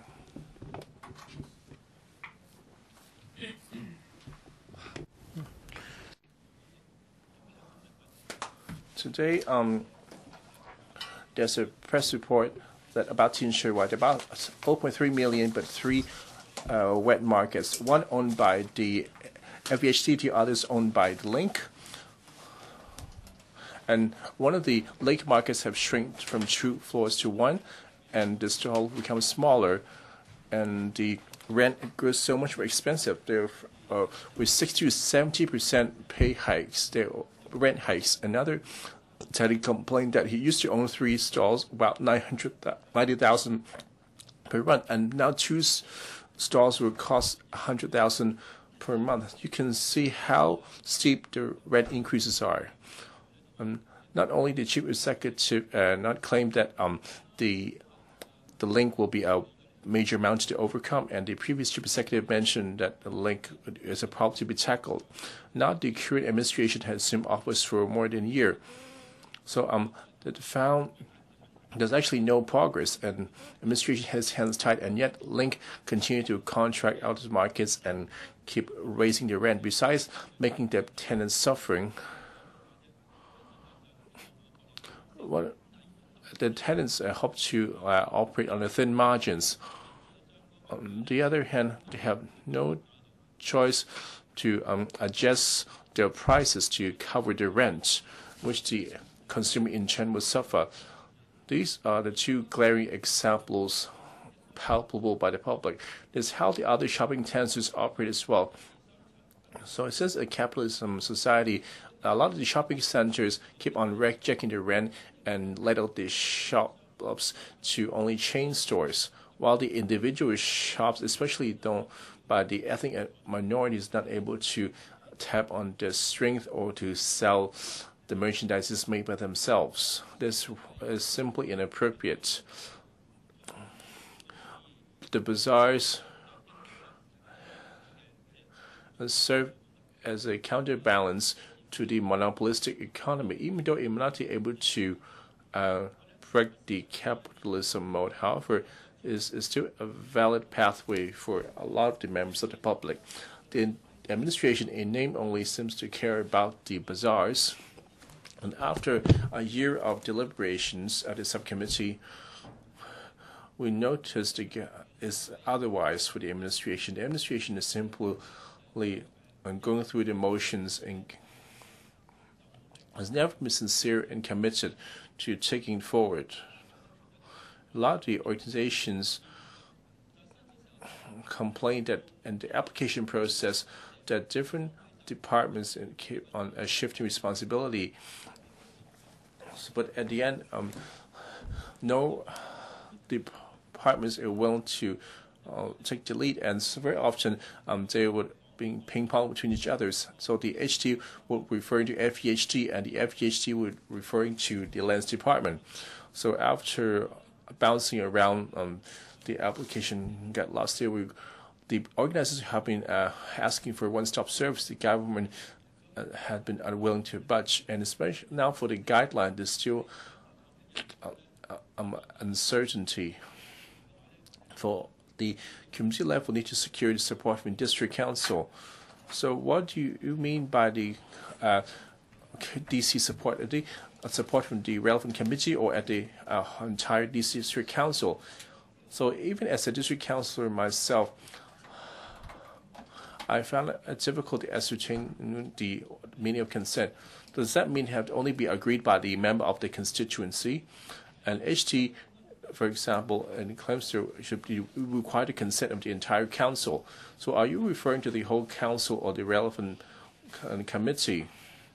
So in your guidelines, there's a lot of ambiguity with complicated procedures, and some organizations claim they haven't heard anything from the application despite filing it more than a year ago. To organize activities, they're usually of a time limit, and however they're put on hold indefinitely is simply inhumane. Yet in your guideline, you never stipulated a deadline for reply. Can you have a policy in which after you found a complete application that you have to finish the vetting of the application within a certain time frame, just to give some ideas to the applicant instead of waiting indefinitely, which is far undesirable? And can you provide us the step by step, so that you can tell the applicants which the sequence of departments to go through? The current approach is that you just left the applicants to their own devices. So can you have a dedicated department to play the role of coordination? And then you just referring to different departments to scrutinize the approval, and yet the government had refused. I urge the Bureau to reconsider it. And Lan Chi-chung just mentioned the bazaars. Besides Yuen Long, there are a lot of the hawkers have been plying their wares near the flyovers, let's say in 5 or 6 in the morning. Some members of the public would wake up early to purchase these cheaper goods. Unfortunately, the FEHT colleagues have been quite cruel into driving away the hawkers, even though there were no noise or obstruction issues, and insist on making arrests. I heard a few cases where the hawkers have been injured. Was that really necessary? They're not stealing anything. They just want to make a paltry living, and yet the FEHT is simply leaving no room for survival. Can the Bureau consider issuing hawker licenses so that they would have a space to sound their wires, just to identify suitable locations, let's say on the weekends, so that you can provide some survival room for them? I think it deserves the government consideration. Mr. Ray Chan, would you like to speak?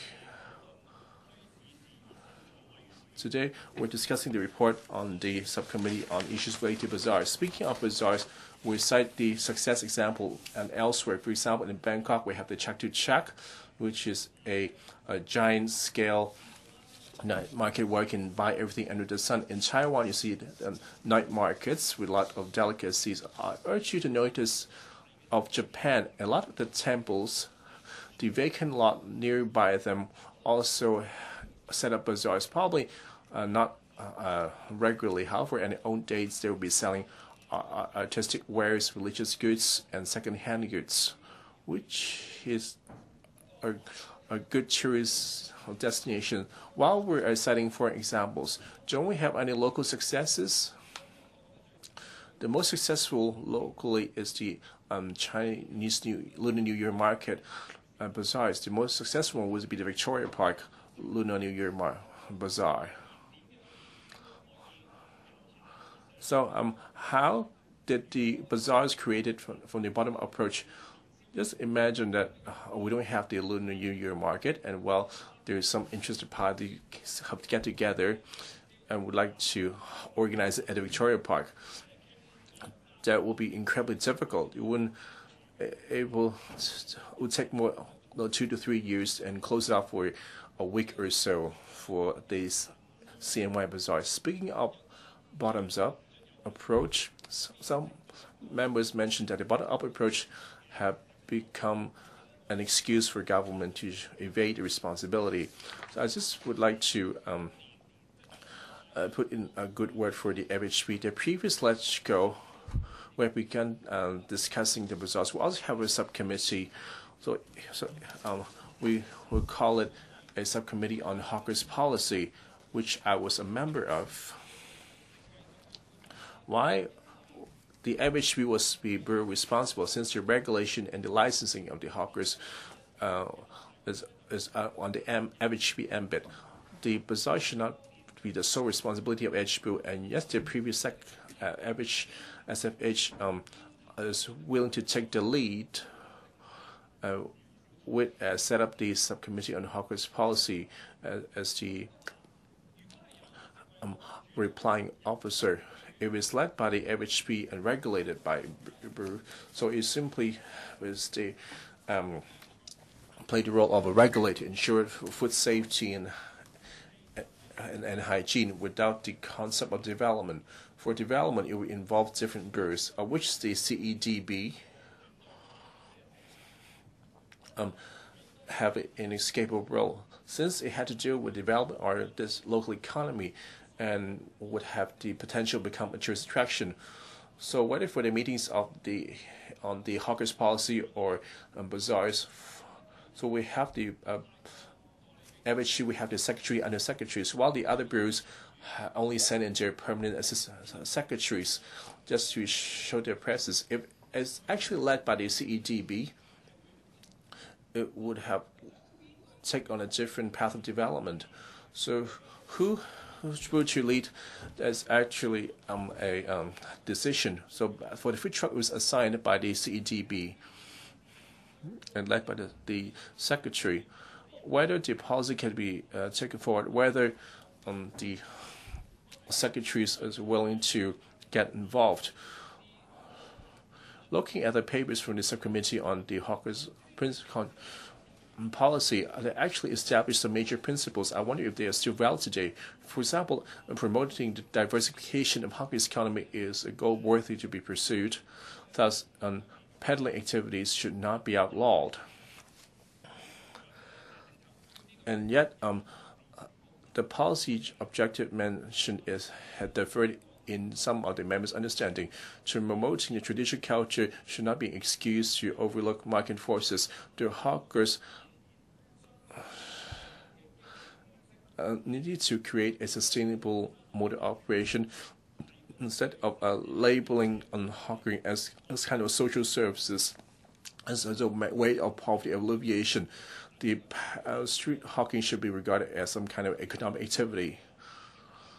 If it's led by the CEDB or the FHP, of course they will rule out the poverty alleviation effect or to help the disadvantaged. But objectively speaking, whether for the hawkers or the bazaar policy, if well developed, indeed have this contribution, since they have a low threshold, being flexible for those who are not able to unstable employment, there will be of some help. Another point I want to visit.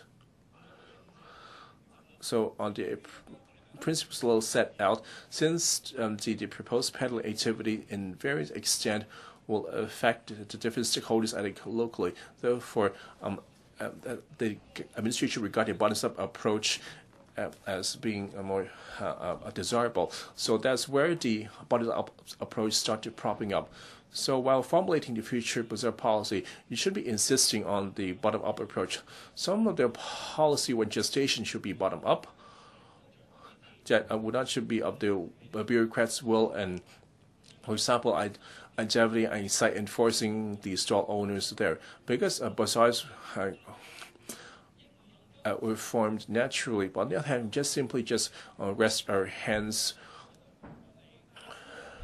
and only help them when there's progress. If this were no Victoria Park CNY Bazaar, how the development approach would lead to such a large-scale bazaar? Well, back in the urban council days, for the back old days, we had more flexible. We shouldn't draw on policy that we should roll up our sleeves. If it worked, then it could be replicated in different communities. With the success stories, the government would have the courage to take on its development. And or come with a perfect policy that for the government to adopt is simply unrealistic. Any other members would like to speak? Secretary for Food and Health.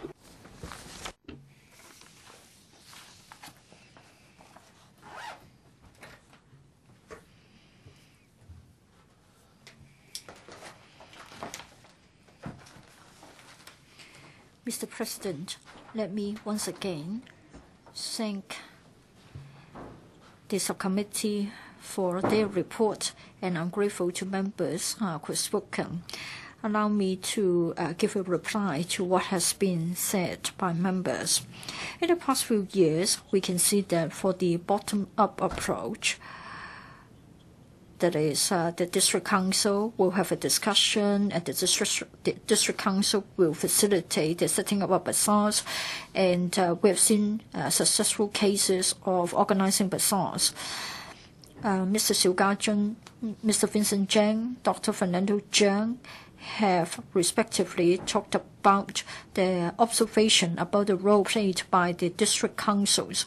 I know that for district councils, they know full well the context of their respective council districts, and they can engage the local stakeholders, and they know full well which venue is best suited as a location for bazaars. So via the help of the district councils, we've seen successful organization of bazaars.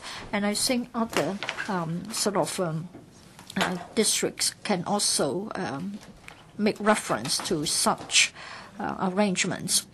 Now, as to the resource handbook and functions of departments, and whether the procedures can be streamlined so as to facilitate the organizers, quite a few members have referred to such matters. I agree that in the course of it, we can streamline the procedures. Say, for example, we delivered the draft resource handbook. We try to collate the information from different departments. Surely we can fine-tune the draft so that proponents can find it easier to go through the procedures. And then a few members said that perhaps we can have bazaars of different themes. We can help the young. Fernando Zhang, Vincent Zhang, etc. have referred to this idea. In the policy address, in fact, we have been told that the Energizing Kowloon East office under the Development Bureau had already been planning for some weekend free markets at the tip of the runway of the former airport.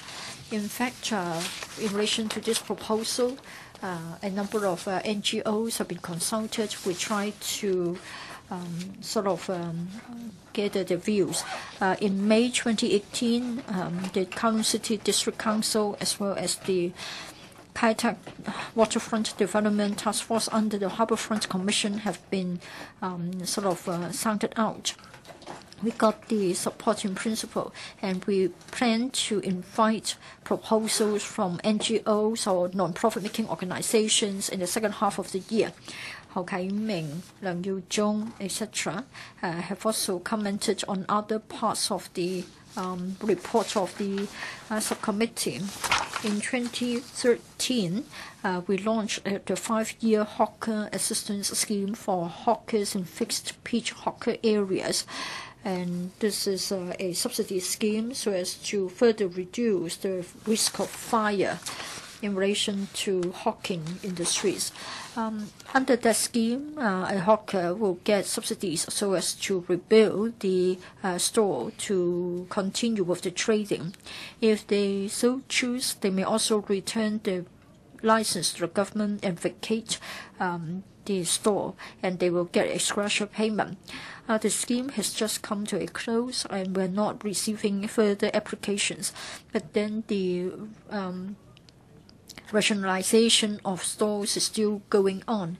We will consider and study whether we should issue once again on-street fixed-pitch hawker licenses so as to take up the vacant stores, and we try to look at the question of registration of assistance.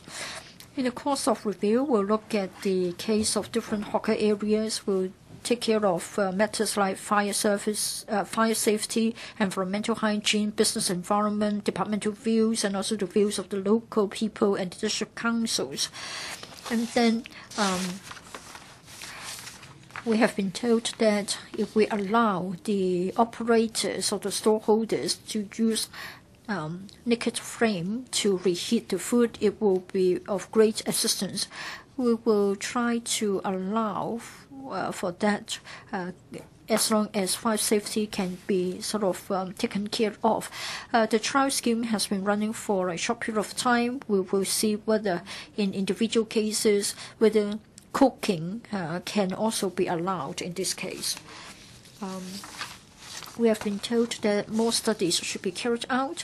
We will keep an open mind, in particular for vacant markets. If we allow food to be sold, of course, we believe that we have to follow the food business regulation so as to be sure of public safety and food safety. So I spoke. Thank you. Okay, you have 1 minute 46 seconds to reply, then debate will come to a close. Dr. Honorable Kwok Kake. President, I would like to thank the 15 members for speaking on this motion. It shows that the government showed a disregard for this matter. Most of the officials involved are not present today, and the Secretary's reply is simply the same without listening to the members' comments. I wonder if he lived in Mars. We're talking about the bottom-up approach, and then the government would come with the idea of a Kai-Tak bazaar, that none of the residents have requests to hold a bazaar in Kai-Tak. If you aim to serve the Kowloon East residents, there are plenty of other locations available for Choi Hong Estate, Kai Ching Estate. You have so many housing estates in Kowloon East. You chose not to host them there. A lot of the football courts to be used into bazaars instead of choosing the Kai-Tak tourist snow site that had no one requested, which is pending a land sale. How and the communities will not let the government off the hook. If the government is sincere foreign policy, we shall pursue to the fullest and urge the government to come with a feasible proposal. And now put the question to you that the motion moved by Dr. Honorable Kwok Kake be passed. Will those in favor please place their hands? Will those against please raise their hands? I think the question is agreed by a majority with respect of the two groups of members. That is, and now is 5-something, and it's impossible to finish the debate on another item. Our consultant, Dr. Lower Kwok, is feel that it's appropriate to discuss the item at the next meeting. I declare the meeting adjourned. The meeting will continue on next Wednesday.